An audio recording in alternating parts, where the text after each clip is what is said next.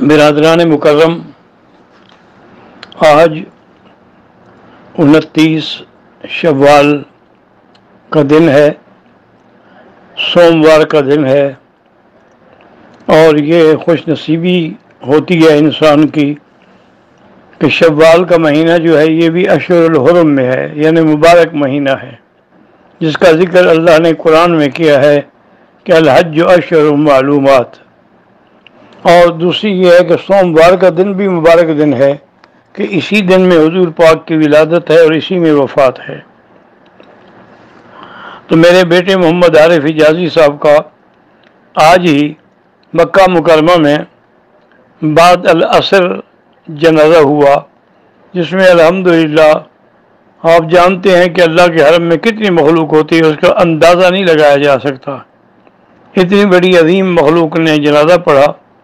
اور پھر جنت المعلیٰ میں ان کو اللہ نے دفن کی اجازت دی،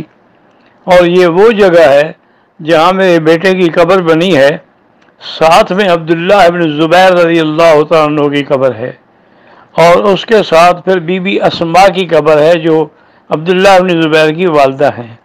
رضی اللہ تعالیٰ عنہم اجمعین۔ اور وہ دونوں حضرت عبداللہ ابن زبیر تو مسلم شہید ہیں، تو میرے بیٹے کو بھی ایک طرف سے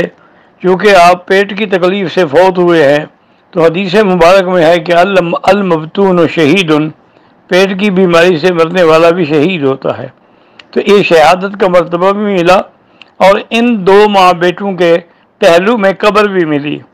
اور یہی وہ جگہ ہے جس کو مکے والے کہتے تھے بقعۃ من نور، یہ نور کا ٹکڑا ہے کہ یہاں بڑے بڑے بزرگ جو تھے رات کو نور دیکھتے تھے نکلتا ہوا۔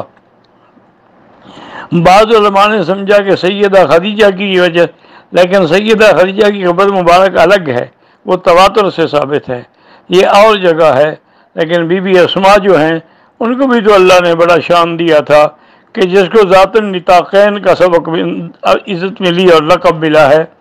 اور یہ وہ ماں ہیں کہ جس نے عبداللہ ابن زبیر کو جب پھانسی دی حجاج نے، ظالم نے، مکہ مکرمہ کے باہر، تو ماں جب گزری تو دیکھا، کہنے لگی اچھا ابھی تک میرا سوار گھوڑے سے نہیں اترا، یعنی آپ کو احساس نہیں، خوشی ہو رہی ہے کہ میرا بیٹا اللہ کے راستے میں شہید ہوا ہے اور ظالم کے ہاتھوں سے وہ مظلوم ہے۔ تو اس لیے میں نے مناسب سمجھا کہ یہ چند کلمات جو ہیں میں ریکارڈ کروا دوں تاکہ ہمیشہ کے لیے محفوظ رہیں، اور انشاءاللہ اس کو بھائی خلیل صاحب جو ہیں وہ میسیج کی شکل بنا کر بھی دے دیں گے، اور آج مولانا فضل الرحمان صاحب نے بھی ان کے جنازے میں شرکت فرمائی۔ السلام علیکم ورحمۃ اللہ۔